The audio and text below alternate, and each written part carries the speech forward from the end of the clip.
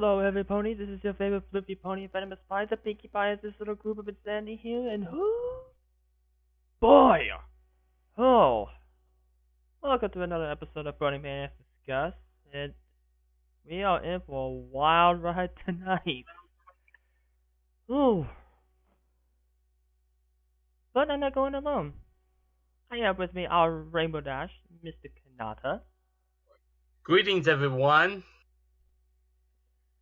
We have our Spike, Mr. Elite Yoshi. Wow, this season's definitely coming full circle, isn't it? We have our Mod Pie, Little Looney, also known as Moonbeam. Dan Disney! I don't know if you heard that face palm.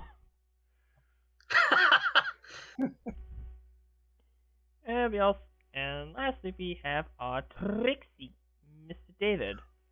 Where are my notes? Where are my notes? Where are my notes? Twilight, why do you have like 7,000 notes written? Freaking out here! Classic, Sorry, you were saying? classic Twilighting. You made me a verb? Yes, Twilight, we did. That's it. I'm out of here. That's just how Twilight Nana's you. But I don't even like bananas.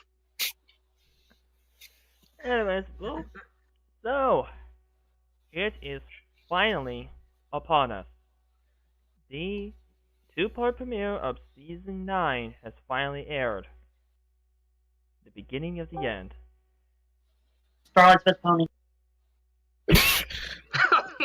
And a random Daniel cameo, sure, why not? That was a really good cameo, yeah. It is not a Bronimaniacs Discuss podcast without a Daniel cameo. Recently. So anyways, yeah, Season 9 premiere. Let's talk about it. And I don't want to keep repeating myself. You all know the whole deal.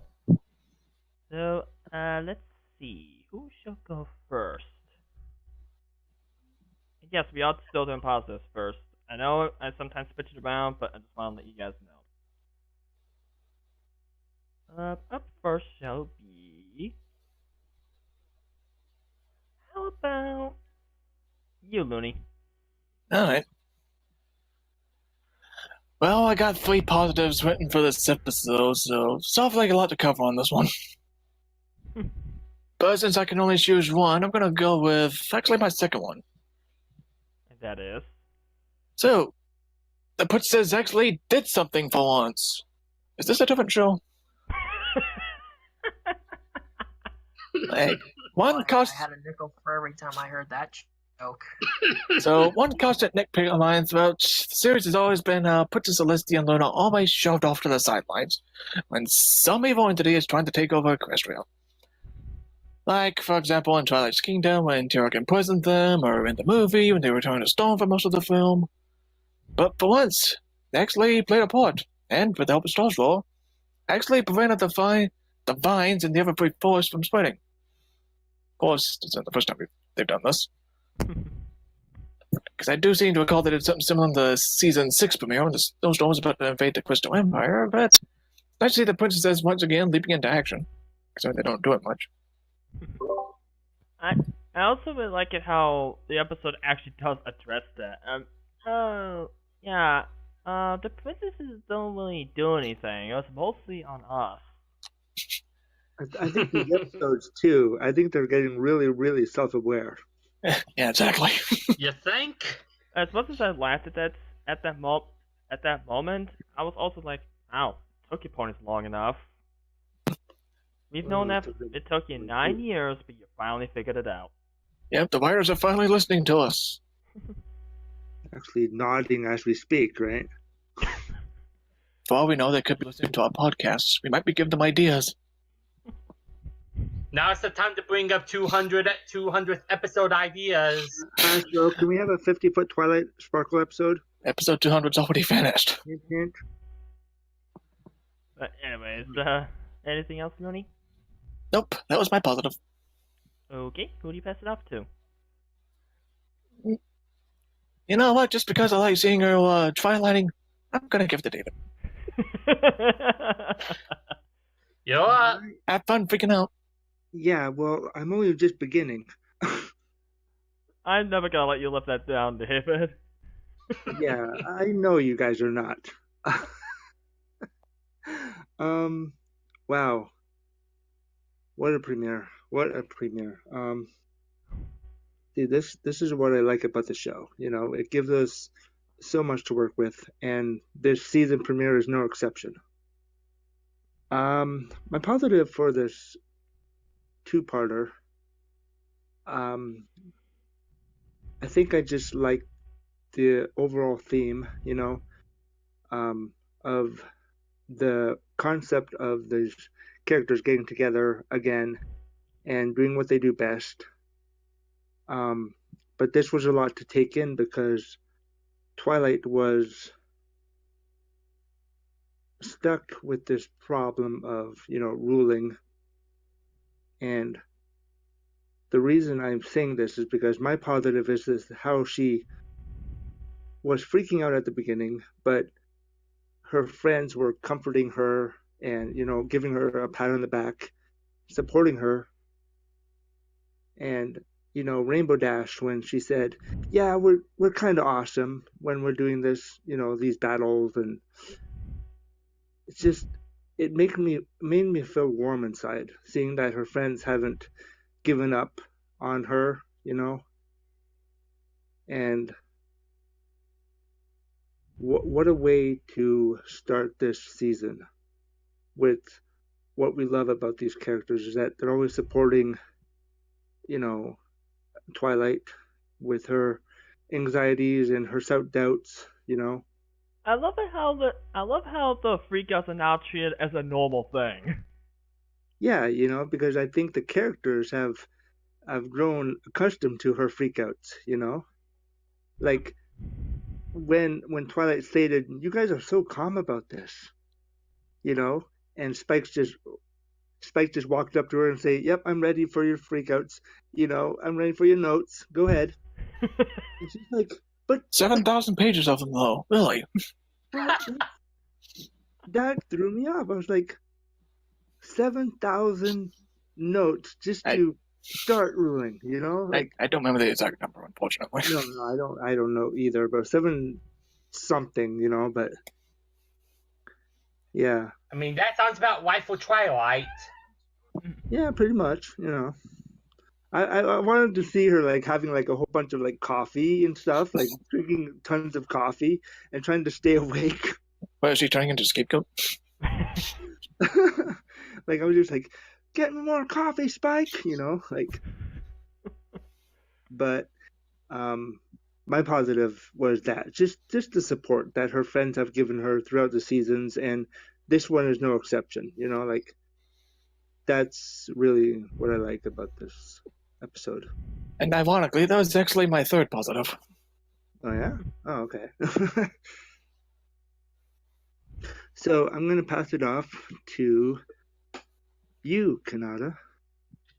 Okay, my positive for this episode is Sombra's performance in this two-parter. Yes. Now, when it comes to Sombra, not a lot of people were not fans of Sombra when they first saw him in season 3 and everything. But I was what? I said I wasn't. Yeah, a lot of people were not fans of Sombra when they first saw him. But I was like one of the very few that actually liked Sombra. Yes, I wish that he would have done like a lot more back in season 3. I even like read up his backstories and the comics and everything. I just saw nothing but undertapped potential for Sombra. So to see him come back and actually be amazing throughout this episode was amazing for me to see, coming from a Sombra fan, there is not that many Sombra fans out there. But he might control Moon Pony. I didn't appreciate that. Me. I will say this about King Sombra though, as much as I really enjoyed him here, a couple things. A little But this one nitpick I have with Sombra here, his new voice does not really fit. Yeah, I will agree with you. His normal voice does not fit him, in my opinion. Yeah, is there a reason why Jim Miller couldn't come back to voice? Well, I think if you look back on Jim Miller's tweet, he said that he was so busy with directing and stuff, and he just had to pass the reins on to somebody else that would give him a full voice. And Jim stated for the fans to give this new voice, a chance. Yeah, which I have. Though I do think it's kind of funny that they picked the same guy who actually voices Flutter Guy. Wait, really? Yeah, you didn't Are know you that? serious? I didn't even think to check the end serious? credits, but is that really who voiced? Yeah, it was Sombra? Flutter Guy from Philly Vanilli. Yeah. Oh. Hey, you can thank Dr. Wolf for letting on that fact. I didn't even Wow. realize. That's how I found out. Well, I'm never going to take King Sombra seriously again.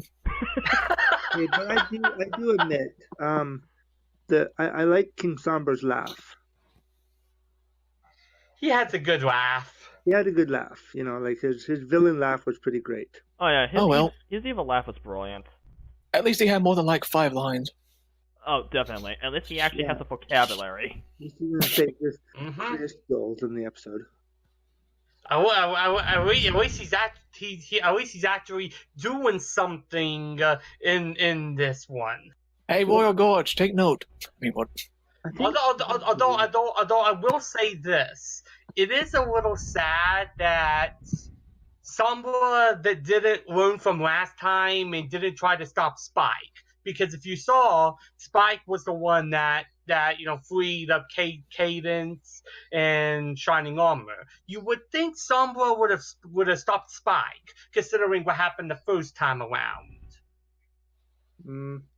I think that was their intention. Like, I don't know if that was an intention for the writers for them to do that distraction piece, but I think they did it on purpose. It's one of those things where it's like, okay, Spike stopped Sombra the first time. Let's find a way for Spike to stop Sombra again. I'm just surprised that Sombra, the character, didn't just immediately try to, take care of Spike to make sure he doesn't try anything like the first time around.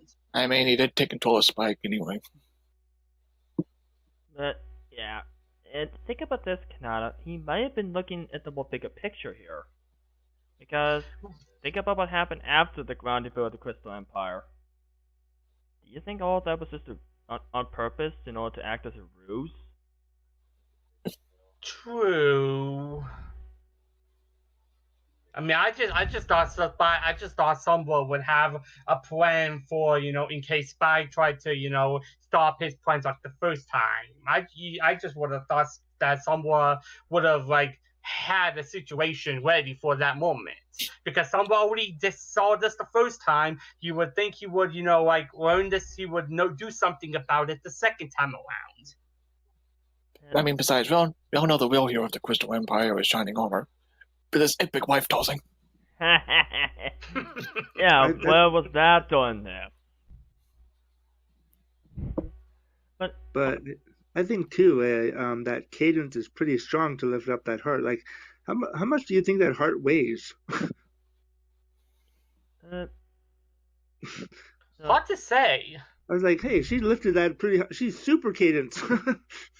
I mean, she probably could just do it with magic. Touche. Yeah, because she did use the magic afterwards.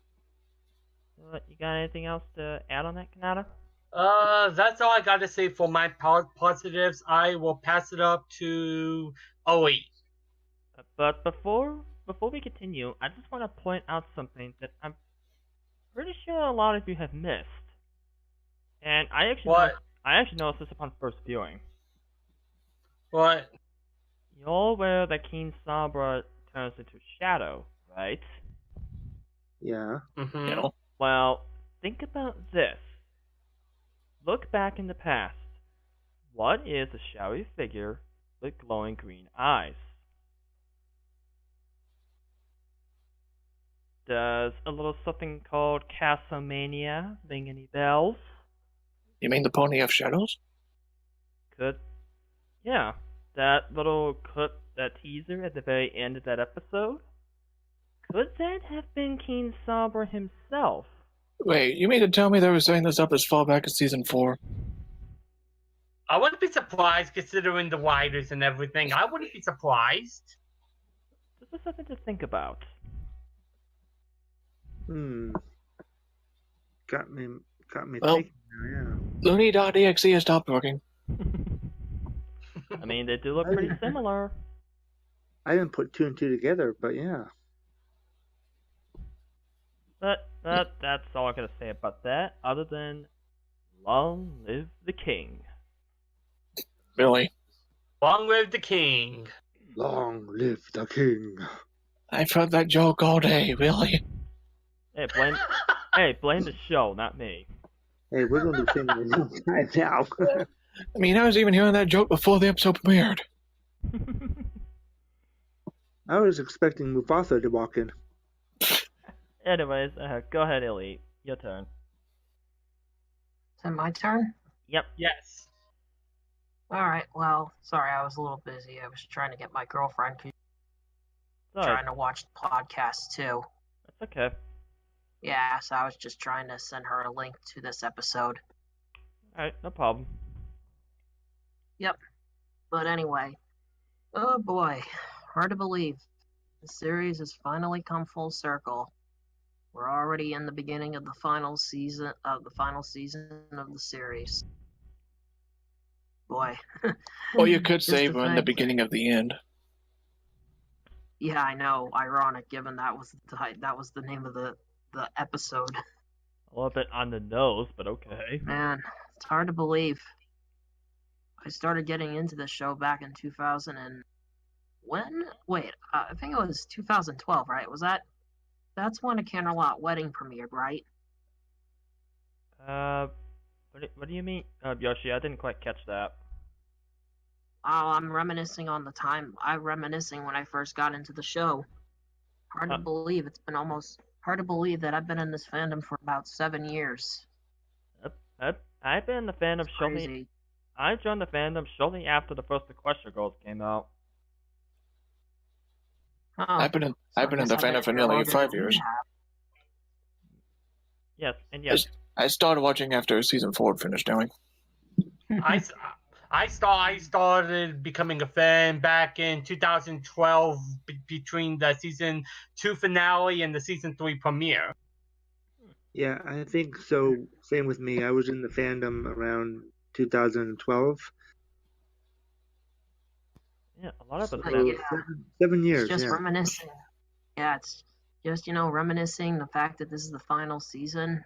It's just like, wow.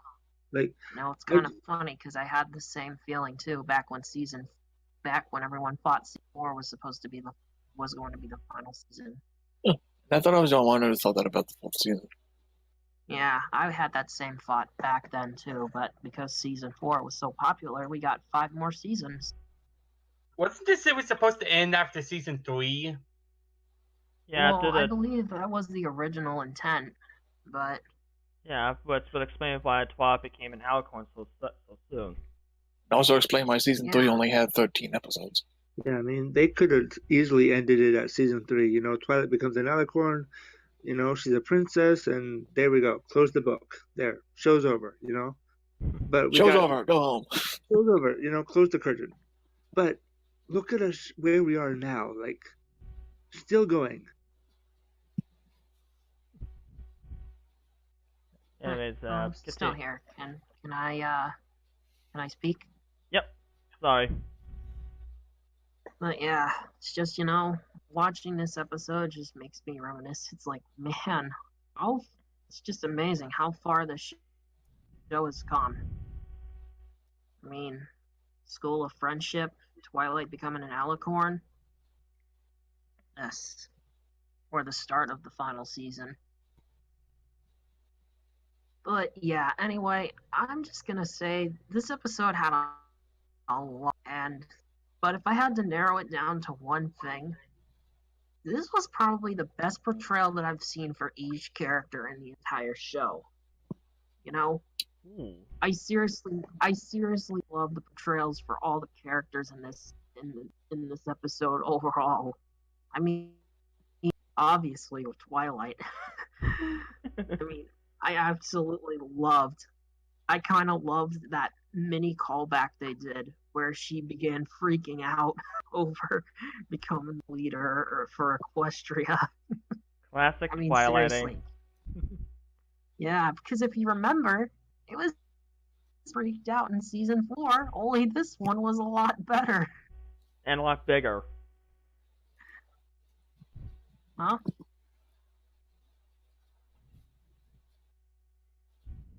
I'm sorry, I'm having a little trouble hearing you. That's alright. Yeah, but yeah, it's like seeing Twilight freak out like that. It's like, oh, okay, I think we may have made a new record for best Twilight freak out. Like, seriously, this even tops her entire freak out from lesson 0. And I am not kidding. Actually found that one scene to be better than her entire freak out from lesson 0. Yeah. Let's see, and then I think the one portrayal that surprised me the most was Pinkie Pie. Like, I was not expecting for her to react to the situation when everything started looking really dim. Yeah, I wasn't expecting that I mean, either. you think about it. I mean, because if you think about it, she's always got some sort of witty comeback or something just to lighten the situation up. But no, she was actually dead serious this time. Yep, you And know your that's kind situation's of- bleak when not even Pinkie Pie can laugh. Well, it's very Yeah. rare. Well, the thing is, this scene impressed me a lot because keep in mind, we don't usually see Pinkie's serious side unless it's an episode focused on her. Yakety sax. Well, okay, it's true. Well, it's true. We might have had a few, but it's very rare that we actually see one like this. I mean, that's not really how the writers want to write Pinkie Pie, you know. But Yeah, when but see you know Pinkie that Pie like that, yeah. one of the complaints that the series had going on, like in season 4, was like Pinkie Pie's portrayal and like, you know, like how she was acting like the little kid and freeze a crowd, and you know that little scene where she was doodling, and part 2 of Princess Twilight Sparkle, Yeah. kind of like that. Yeah, I know what you mean. So it was kind of nice to. It was actually kind of nice to see this Pinkie Pie back again, and like, I was. This just the portrayal just really impressed me. I mean, even Rarity, when she was saying, "Oh, normally I wouldn't get dirty," but then, yeah, it's amazing. She actually casted aside her classiness just to, dig through that hole and attempt to save all those ones. Yeah. I mean, what other choice does she have? I mean, these characters have. Yeah, but if you know Rarity, her and Dirt don't really mix. No, but Unless it's during the Sisterhood social. I mean, I think it was too that the characters had to dig down deep and look past their what's the word I'm looking for? Dig down deep, really? Anyways. Yeah. And I also have give nod to Starlight too. Seriously, her freak out. That was amazing. I know. Oh no, the Starlight's freak out. Oh no, the Twilight madness is spreading. Oh no, I didn't know it was contagious. I'm paralyzed. The only thing that topped it was Pinkie Pie's cakewalk. Yeah. Oh my god, I totally forgot about that. How could you forget? It was one of the funniest moments of this. I wasn't even thinking about that because I was just thinking about the whole saving Equestria thing, I wasn't even thinking about that. Still not as funny as pudding. You still like my pudding face, don't you? Maybe. Anyways, continue, Yoshi. Yeah, I just love the portrayals of every one of the main. It's just, I just had so many reactions going into the episode. It's like all the portrayals in that, and like, because if you remember before, when we were doing the before we did the pre-show, I sent you that gift of Stewie and Brian, and Stewie turning his head like saying what. That basically sums up my reaction to this entire two-parter in a nutshell, and I mean that in a good way. I mean, I know I've seen a lot of episodes in this series where I've been able to predict everything that happens, but honestly, this episode caught me off guard so many times. I'm actually generally impressed. Mm-hmm. The writers actually finally made an episode that got me completely off guard. Well, you kind of expect that from the same writers who actually wrote The Perfect Pair. Yeah, this episode was written by Joanne Lewis and Christine Sonko. Haven't seen them in a while. Wasn't Josh Haber also on this episode too? As a story editor, yes. Oh, but he wasn't the writer? Mm-mm. Oh, okay. But yep, that's pretty much my whole positive in a nutshell. So, who hasn't gone yet? Just Ben. Yeah, just me. All right. And I heard that Crimson is unable to make it. Well. Yeah, Doctor Who's Crimson was gonna show up, but something came up. Oh, but I like having Crimson around. Alright, so... Oh boy! I have a lot of pauses to work off of here.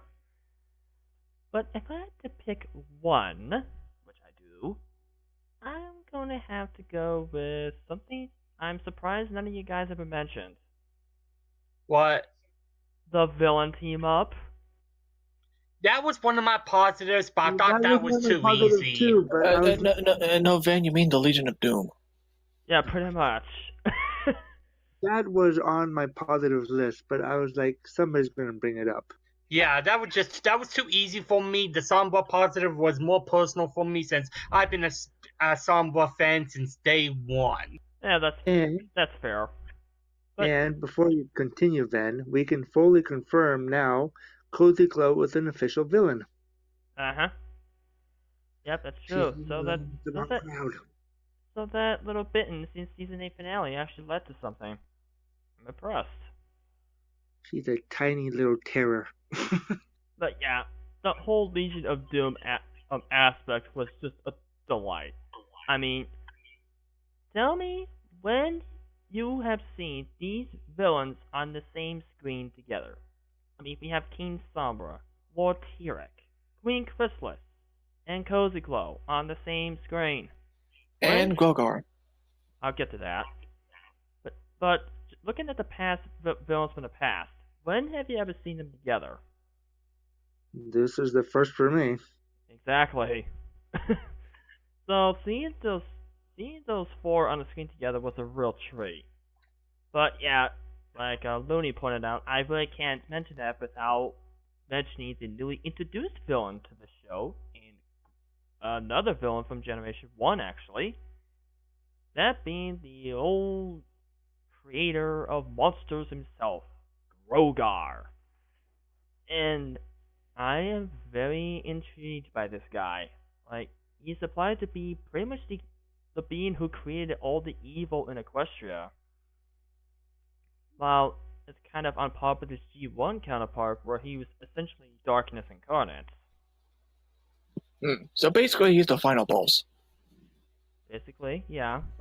So I am very intrigued on what they do with Grogar. I mean, I've always wanted to see him ever since I first saw his G1 design. And I thought, maybe if they brought Tyrek on board, maybe they could bring him on board too. And look at that, I actually got my wish, and he seems like to be the final boss.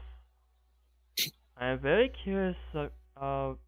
I really do want to get to know him a little bit more. I'm actually very interested in this guy. To be honest, too, I wasn't expecting Grogar to be in the premiere. You know, I was expecting him to come later in the season. Actually, I'm not really surprised that they brought him in. I mean, the thing is, I've been actually hearing some fans say they've been wanting to see Grogar make an appearance, and it's Myself funny included. kind of like that. Having them all team up together, that just seems like something that the fans would want to happen, but you never thought it would happen. And for the looks of it, it's gonna happen, and it might actually be a seasonal arc. I am already intrigued by this, and Yeah, I can't that wait was to see one of the- more. Go on. Although I still think Gimli and Lawson should be the final boss. You can make everyone an Alicorn. I mean, I think too that these villains together, you know, are gonna be the seasonal, you know, showdown. You know, I don't know what Grover has planned, but I think it's gonna be something huge. I believe so too. And Turns out he's working with M.A. Lawson. He's going to make everyone an Alicorn. Oh, Looney, you're working with Emma Larson. Kidding. yeah, but Anyways, go ahead. Yeah. yeah, but like I said, I love the villain team up. I love the idea of them being the focus of the entire seasonal arc. If it I might be going a bit insane here, but I wouldn't mind having an episode focused just on the three of them. Well, Like, who do you mean the three of them? Cozy Glow, Tyrek, and Chrysalis trying to work together. It's happening. That's It's gonna be happening. something too, because I mean, they defeated King Sombra, so now it's just the three of them, and like Grogar said, you three have to work together. You know. Wait, do you want this to happen to you? And I've never seen Chrysalis and T-Rex scared. Like, did you see their faces? They were like, yeah. Because the thing is that it's officially canon that they all know about the legend. Well, minus Cozy Glow, because I'm pretty sure she's never heard of the legend. But yeah, she's brand new.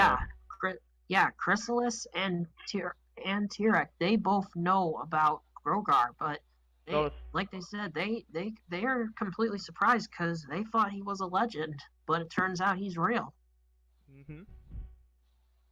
Yeah, the whole idea of the lore behind this character is fascinating. Indeed. He does have a good backstory, you know. Yeah, just goes to show you that the writers are really pulling out all the stops for this final season. Let's hope it's a good sign for things to come. Yeah, they're not playing it safe anymore like they did last season. Yeah. Yep. You hit the nail in the coffin, Looney. This is really looking like an upgrade. I don't know about everyone else, but did anybody else enjoy Cozy Glow's performance and dialogue throughout the episode, even though it was pretty small? Oh, she was adorable. Oh, yeah. Yeah, I just like when she got scared of when. She's not that adorable. Well, go on, David. No, I was just saying how Cozy Glow was trying to, you know, be the cheerful one in the group, but also trying to be diabolical too at the same time. Yeah, I mean, to me, this is Cozy Glow at her best, in my opinion. This is the best that she has been throughout the entire series, and I can't wait to hear more of her dialogue in future episodes. She's going to be funny and entertaining to watch in season 9. I want to see what they do with her, you know. Yep, me too. Alright, as for my negative, since we're backtracking here,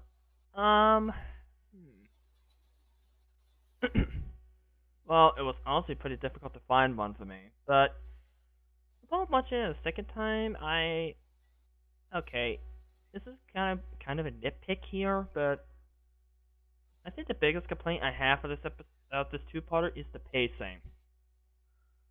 Like, am I the other one that felt the pacing in this was a little uneven? Like, what do you mean? Like, I can kind of see where you're coming from. It was like in the span of like less than an hour, we go from T-Rex not being around to all of a sudden he has appeared, taken over Ponyville, controlled everybody's minds, and gets destroyed all within the span of 40 minutes. Don't you mean Zomba? Is that T-Rex? Yeah, sorry. I'm in T-Rex. My bad. you did it again, Kanata. I meant Sombra, not T-Rex. My bad. There you Is go. Zomba that forgettable? What are you talking about? I told you I've been a fan of it since day one. Yeah, but now you're not. God. Are you sure it's not too late for me to be the W hooves of the group? But anyways, like, yeah, I thought the pacing in this episode was a tad bit uneven. Like, I think part one was especially guilty of this. Like, okay, so now I understand the intention behind that, but okay, so Sombra came back. Okay, cool. Oh, he's already at the Crystal Empire? Oh, alright. Oh, he took over the Crystal Empire just like that? Oh, alright. Then he gets defeated in the Crystal Empire. Huh. That was easy. It's so all that just happened so freaking quickly. I just couldn't have enough time to process everything. I think too, the idea behind that is that I think Twilight just wanted to, be. I don't know. It's hard to say. Yeah, I mean, I get what you're saying. That they rushed it a little bit, but they also didn't pace it out long enough for us to process it. Funny how in last week's podcast we were talking about the pacing being too slow, and this week we're talking about it being too fast. I think the writers, I think, want to get so much on the page and so much in the episode that they can't, like I said about a previous podcast, it's all about how many characters you have in each part, like, and how much pacing you have to do to show each character on the screen for a decent amount of time. And I will point out, as excited as I am for what might come up next throughout the season, I'm also a bit worried because this episode gave us so much. I mean, there was a lot of stuff going on here, and I'm just afraid that we'll probably have too much of a good thing. As much as I like the idea of this premiere and what the season arc is going to be about, I hope they do some more, just fun episodes. Like maybe just a nice episode about the Student 6 or something. Mm-hmm. But this is hard because with Grogar back and his intention that he wants to take over Equestria, is there going to be any time for like these fun episodes where they're just having a picnic, or is it be like, oh my god, we have to keep our guard up? I think knowing these guys, I think they'll throw something. Yeah. You never know. Yeah. That's all from a negative. I thought the pacing was a bit uneven, but like I said, it's a nitpick. It didn't detract my overall enjoyment for the episode whatsoever. Because I'll be honest, this two-parter is freaking amazing. Probably the best season premiere for me since the Kitty Map. Yeah. I enjoyed that too. Yeah. That being said, I'll.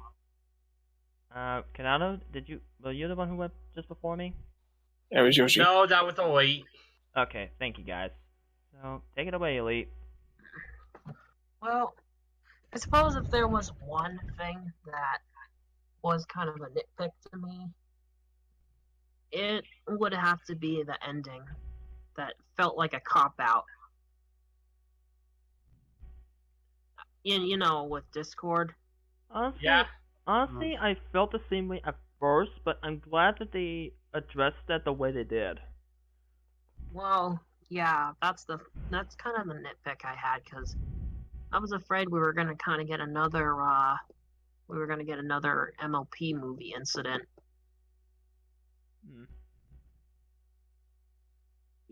Because it's like one of the complaints that the movie had. Well, Discord was around, and why didn't he take care of this with the Storm King?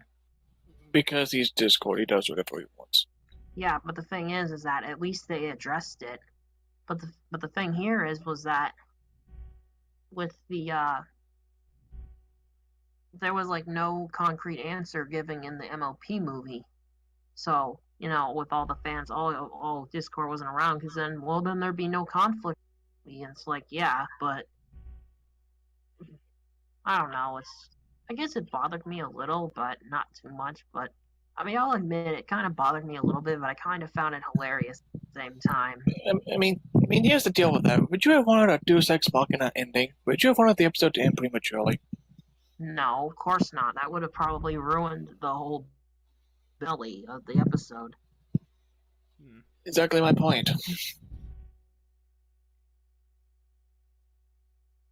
Yeah, I think Endless put it best. It's Discord. He's more chaotic neutral. Yeah, I remember when he used to be chaotic good. Unless it's Fluttershy. I bet Fluttercoat shippers went wild over this episode. Yeah. So yeah, I guess my nitpick is sort of like just minor at best, but I mean at least unlike the MLP movie, at least they were able to address the issue. Yeah. Yeah, so I will give the writers credit for that. I will say I actually really do enjoy Discord in this episode. I'm like, Oh yeah, there's definitely. the Discord we know and love. Yeah. I mean, for me, Discord, he was okay. I mean, for anybody who doesn't know in the audience or doesn't know in the audience, I am not the biggest Discord fan, and Discord didn't really stood out to me more than like a lot of his other appearances. So basically it's just a lot of the stuff that we've already seen beforehand, which if people love, more power to them. But for me, it was just more of the same for it. So it didn't really leave much of an impact for me personally. Although I can understand why a lot of people love Discord in this performance in this episode. I mean, all things considered, his speech was actually really good. Oh, it was. Even if it was just acting, quote unquote. Well, he has proven that he is a good actor. Yeah, it was so good that I actually almost fell for it. Yeah. I actually thought it was legit myself. Yeah, same here. Discord got blasted and. Yep, but Discord got piccoloed. Yeah, I thought he was a goner for a moment. Well, okay. To be honest, for me, I didn't fall for that one bit. I knew Discord could take out Sombra easily. I knew that this was all just a way to teach Twilight a lesson. I knew that all this was just a part of Discord's plan to teach Twilight a lesson, because we've seen Discord do this kind of stuff before. Discord will go to a lot of lengths to get for Twilight to get her to learn the lesson his way and everything. And I knew Discord can take out Sombra. It would seem ridiculous for Sombra to take out Discord legitimately. But that's a bad thing because he gave them the encouragement they needed. Well, there is one thing that you'll also have to remember about Discord. What? In the MLP universe, he's a reality warper. And the thing is, reality warpers kind of have a tendency of being difficult to take down. Exactly. He's basically Q from Star Trek. No, seriously. I've watched a lot of YouTube videos that have done versus debates with reality warpers, and the only way that you can take down a reality warper is if you have them face off against a reality warper who's stronger than them. That's the only way they can be defeated. So the same power versus the same power. So Discord versus Q, epic rap battle. Well, if you've been paying attention to the MLP comics, we might actually get that. Wait, what? I think like an example of a reality would be like Azrael Dreamer from Undertale versus Bill Cipher from Gravity Falls. It'd be something like that. Gotcha. Yeah. You got anything else to add on, Elite? Well, I already gave my negative, which was the nitpick, and then Alright. so I think Kanada's up next. yeah, Yes. I'm good. Alright, your turn, Kanada. Okay, my negative for this episode was, for me personally, I was not a big fan of Grogar's design. For me, it felt too basic.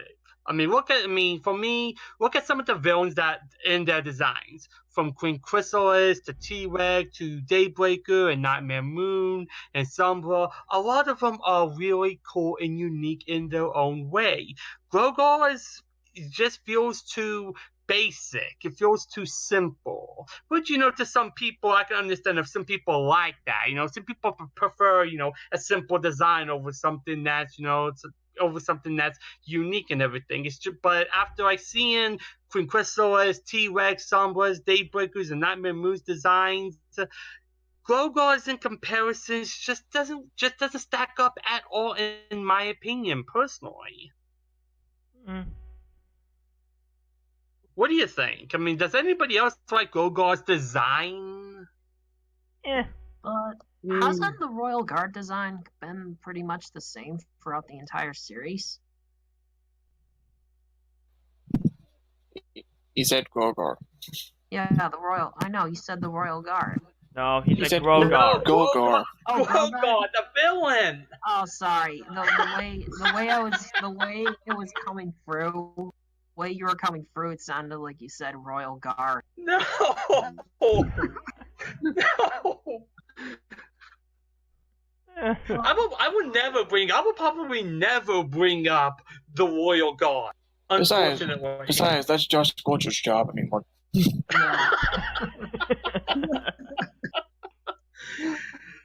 Sorry, that was my bad mic issues.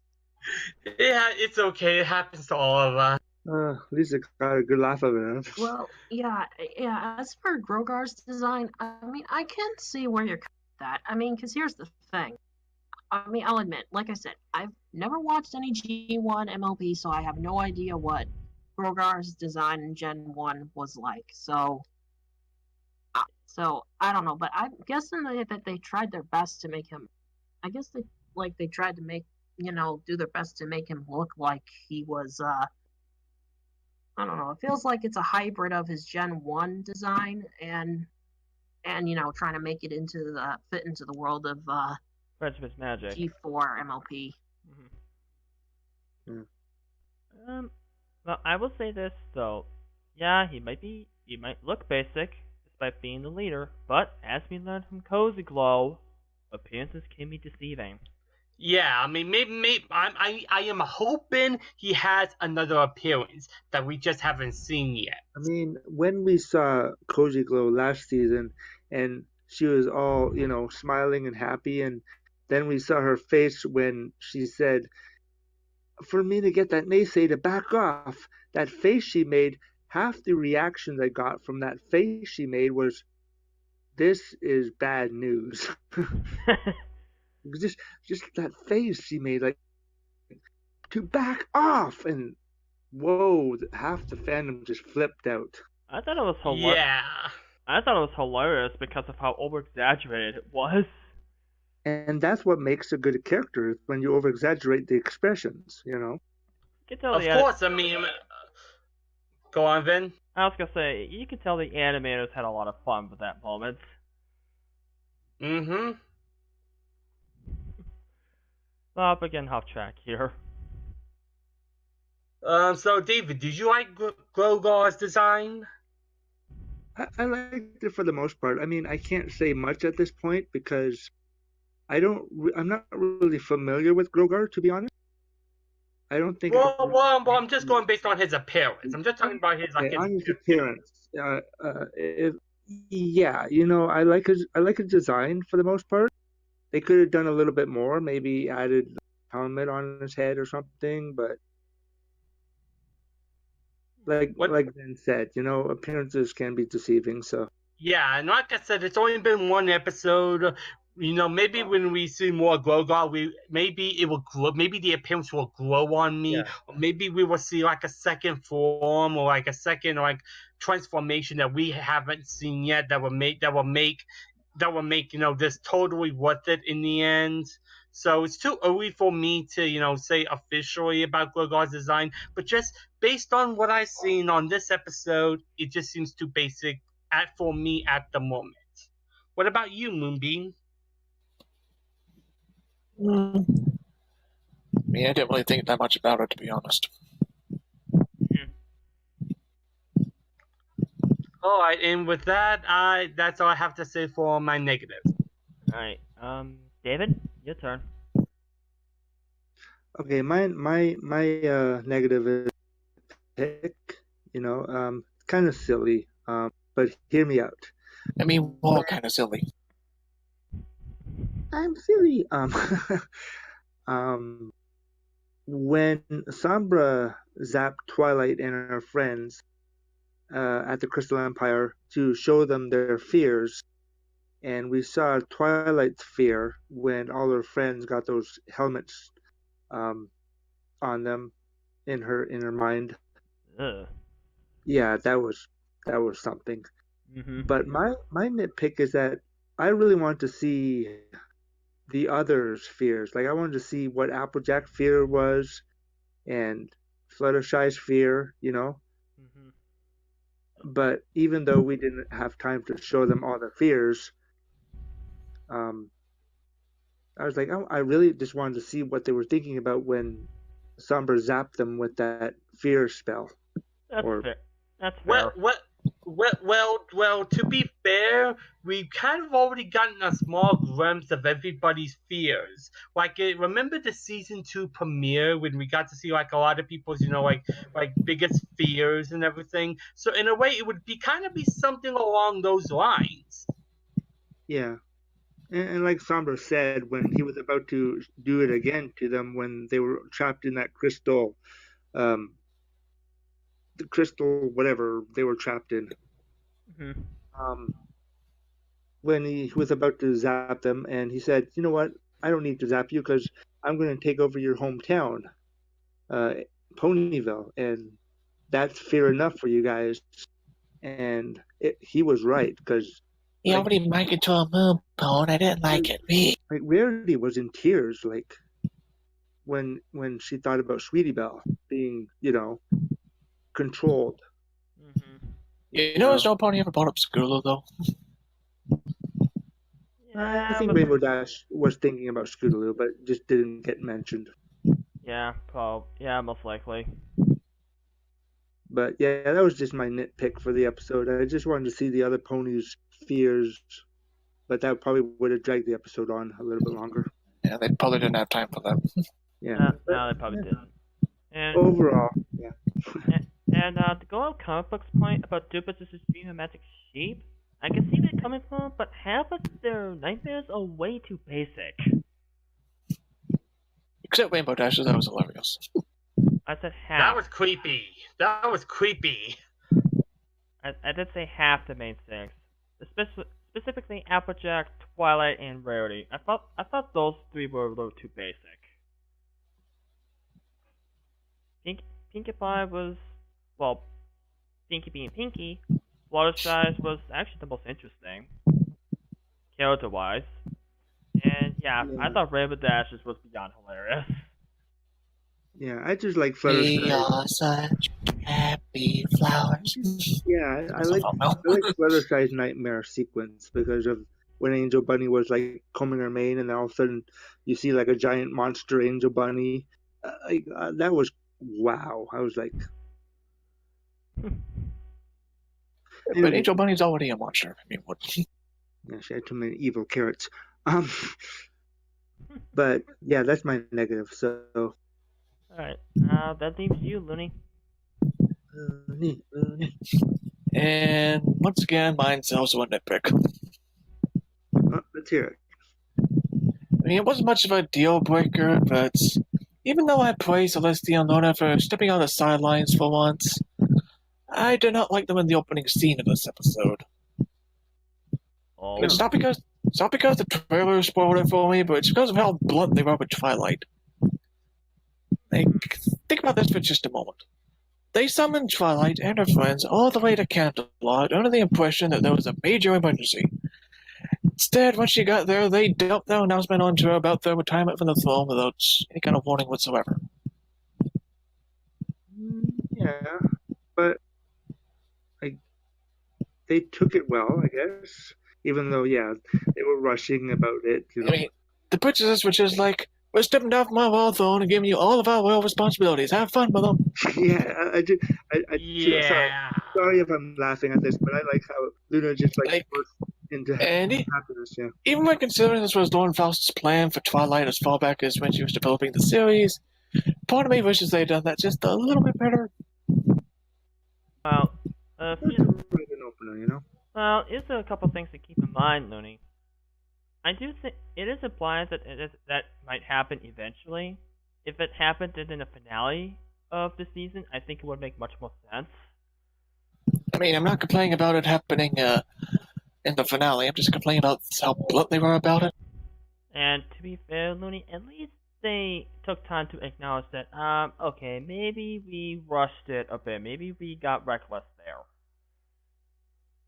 Yeah, At the and I very like how they brought it back. At the very least, Celestia actually admitted that, yeah, it was reckless for me to do that. Yeah, But I also really like what Celestia implied with the main lesson at the end. You know, as much as a good leader is willing to ask for help, a good leader is also one who admits it when they make a mistake. That's what Twilight did towards the end, and that's what Celestia did as well. They admitted that each of them made a mistake. yeah. I like how the characters do admit to that, like later on in the scene. Mm-hmm. Oh, and that, okay. Sorry, Looney just went deafened. Yeah, I think I probably know why. He did say he would BRB. Yeah. And that's at this point I'm not sure if he even heard me. No, I don't think he heard all that. Oh, that's good when he comes back. But yeah, I mean, like I said, I'm just trying to be fair here. They actually did address that towards the end. Yeah.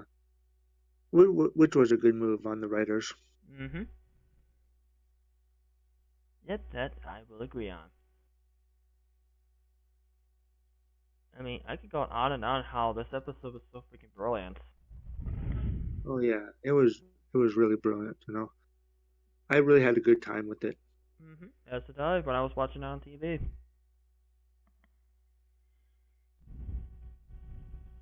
I had to actually pause it on one part of the episode and just sit back and think about what the characters were trying to do. You know, especially the villains. Like the villains were just. And Looney's back. Alright, sorry about that. Hey, welcome back. But did you hear what I said before you left, Looney? Yeah, I heard. Okay, cool. But at least you get what I'm saying.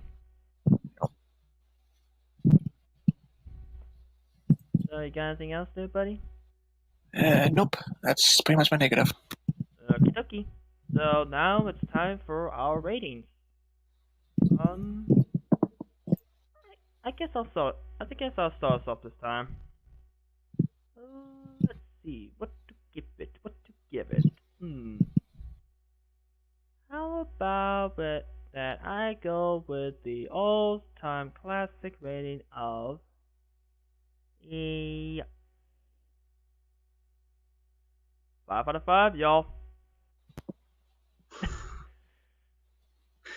You were trying to troll us there, weren't you? Maybe. I thought think you he was. guys I said like think. 3 or something. I think he was expecting a drum roll. No, that was not intentional. It just took me a bit to get it up. But yeah, I mean this. No, I'm open to upload it to YouTube. But I mean this premiere was very enjoyable. I have not been excited after a premiere in a really long time. And this episode, the pacing was a little bit off, and maybe the episode gave me too much of a good thing. But other than that, holy crap! Like it had me on the edge of my seat. I didn't always know where it was going. This episode actually gets pretty dark.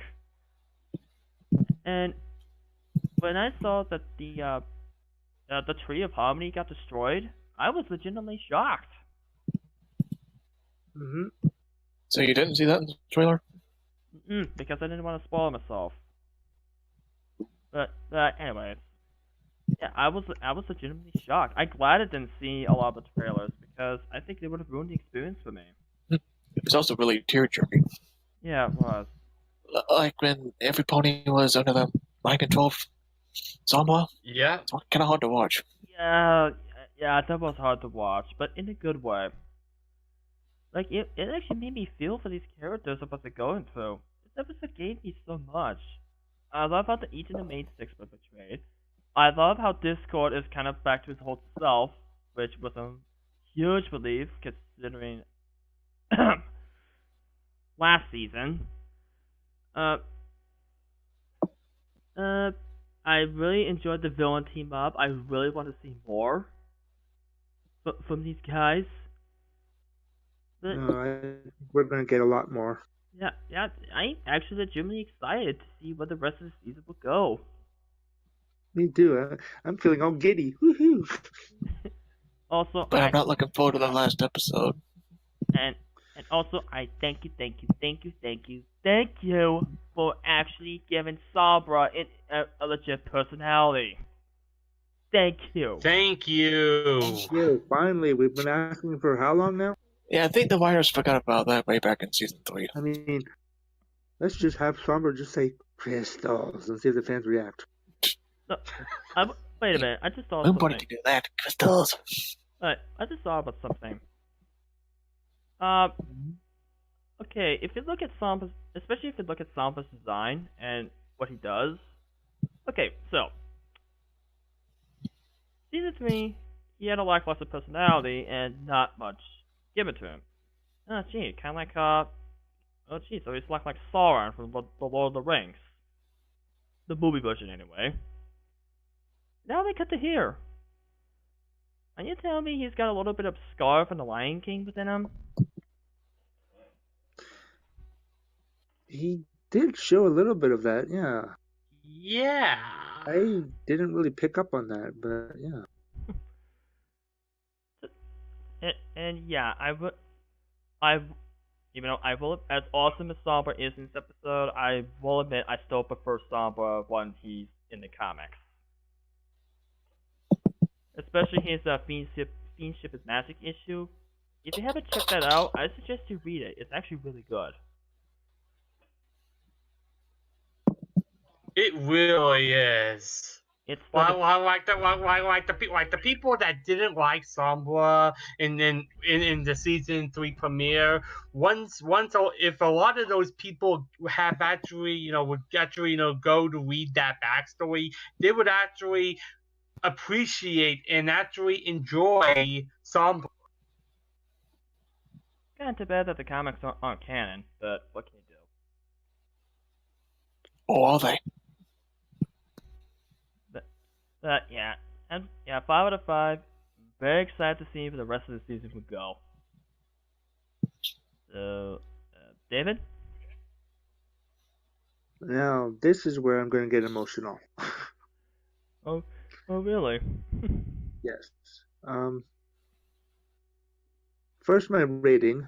I'm going to go with 5 out of 5 as well. Okay. And the reasons behind is that when I was watching this premiere, this is hard for me to say, but this is the beginning of the final journey of these characters that we've known and loved. And I was watching these on the screen this morning, and I was just like, I actually teared up a bit because this is the final journey of these wonderful ponies, and we don't know what the future holds. We don't know if we're going to see these particular characters again, and that's what kind of got me teared up a bit. Mhm. And this is, I don't want to get anybody's, you know, emotions going again, but I'm really gonna miss these characters. Yeah, I'll miss them too. I'm gonna miss these characters. I mean, Well, we can always go back and revisit the episodes whenever we want. yeah, I know, but that's what I have to keep reminding myself, that these characters are not gone, but they are going on their final journey. And I'm actually tearing up right now. And they'll still be fans, though they'll continue to use the characters in new creative ways. As long as we keep these characters in our hearts, they're gonna live on, you know? Just don't forget about Moon Pony, okay? No, I can't forget about you, Moon Pony. Hey. But sorry if I'm getting a little bit emotional, guys. That's okay. It's okay. Yeah, I'm sorry. I can No need imagine to we'll be even more apologize. emotional when the finale premieres. Oh yeah. I mean, these are happy tears. Oh my god, I'm sorry. Yeah, but 5 out of 5 for me. Alright. Looney? I'm gonna give it a 4.5 out of 5. Okay. That because of your scored clothing in the window? No. It was just because of that one little nitpick I had in the beginning. I will say this episode was a very pleasant surprise, especially after finishing off season 8 last year. It's kind of worried this season would be about as meh as that one was. Yeah, I mean, yeah, I'm not getting my hopes up too high. Maybe because the overall disappointment I felt through season 8 is still fresh. But I'm still pretty excited to see where the rest of this season will go, because this is already looking like a major upgrade. Yep, we did get a pretty solid season premiere, so I'm very optimistic about seeing where the season is going to go. Now, Just don't give us such like non-compete clause. Or Father Knows Beast. I don't think we have to worry about those. And that said, I'm just not looking forward to the last episode, but today's show has me believing they have quite a grand finale planned for us. mhm. Oh, they do. Oh, believe me, Looney, they're not gonna let us get disappointed. So 4.5 out of 5. Oh, is that because Fluttershy didn't smile? No, Fluttershy has nothing to do with you. I give Fluttershy a hug. Alright, Kanata? I'm gonna give this premiere a 5 out of 5. This is easily one of the best seasons premieres of the 9 seasons we've had in MLP so far. Alright, Yoshi? Well, I have to admit, when I look back on the season 8 premiere, yeah, I'll admit it was good, but when you compare it to this one, it is very inferior. All I can say is, no matter how you feel about the episode, this premiere is a major improvement over the Friendship School episode. No, without a doubt. Yeah. Because there was no Chancellor naysaying one. Who? Not only that, but not to mention the fact that the episode actually has a lot more going for it than the Friendship School episode. But yeah, either way, I loved this episode. I mean, yeah, my nitpick does kind of point it down a bit, but not like a so you know I usually do my personal rating and then the group rating. So for me, my personal rating is a 9.5 out of 10. It's definitely a wonderful episode. It's definitely a must-see. But yeah, I suppose that if I did have to have one nitpick, it would probably be maybe the pacing a little bit, and also that little bit with Discord. But that one can easily be argued. Mm-hmm. So, Yep. And as for my group rating, 5 out of 5. okay, cool. I was gonna ask you that. That moment when you're the only member in the group with a 4.5 out of 5. Hey, No. Looney, I know how you feel. Sometimes I'm the only one who gives it a different rating too. Even though it's not I that far. think we all been there. Yeah, we've all been there. Yeah, and you know what? Just to think, even after this series is over, we'll still have more episodes to review. Definitely. Yep. I mean, just because the series isn't gonna end, don't mean the Bromaniacs are splitting up. No, we still got a whole bunch of episodes from this series to cover. But what are we going to do when we're finished with the series? Well, if you we'll remember, discuss. Yeah. if you remember back when we were on break for the sorry, let me reword that. Back when the season hiatus was around, we'd always go and review episodes from past episodes. No, I mean, what are we going to do when we run out of episodes to review? Go I to guess we'll different. be like the group of fish from Finding Nemo saying, "Now what?" We can tackle on other things, like other shows or other movies. Hey, as long as it's not Generation 3.5, I'm good. No, I'm not with you on that. No. We could, guys. We could group up and talk about like a feature film. You know. Ooh, Not- we could talk about Star versus the Forces of Evil. Yeah, I knew you were gonna bring that. I mean, we could. Yeah, like Ven said, we can tackle other shows. Like, I would love to do a podcast on Chippendale Rescue Rangers. Or maybe we could do a Tiny Toons podcast. There you go. See, yeah, even Tiny Toons. Just to think, there were a lot of really good shows that are ending this year. I mean, not only do we have Friendship is Magic coming to a close, we also have Star Wars: The Force of Evil coming to a close. Yep. We've heard recently that Supernatural is going to its final season. What other one? Truly the end of an era. There was one other show I remember, but I can't remember what it was. It'll probably go. It'll come to you. Yeah, it'll come to me. But yeah, there's so many good shows are coming to a close this year. Honestly, don't know how to feel about that.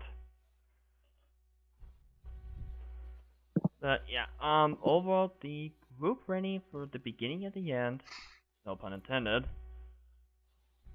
is actually a 5 out of 5. Yay! Totally didn't see that one coming. Now, technically, it was a 4.9, but I just wanted to round it up. Close enough.